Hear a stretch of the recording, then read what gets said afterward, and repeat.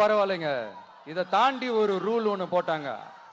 பஸ்ஸுக்குள்ளேயே இருக்கணுமா, பஸ்ஸை விட்டு வெளியில வரக்கூடாதா, கையை இவ்வளவுதான் தூக்கணுமா, இப்படியே வரணுமா, மக்களை பார்த்து சிரிக்காத, மக்களை பார்த்து கையசைக்காத, இப்படி எல்லாம்.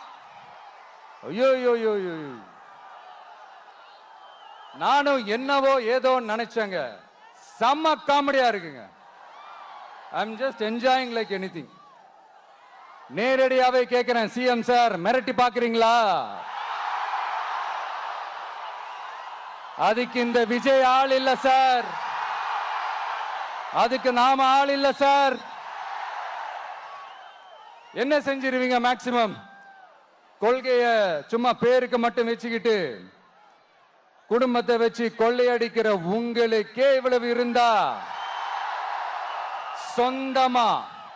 சொந்தமா உழைச்சி சம்பாதிச்ச எனக்கு எவ்வளவு இருக்கும்?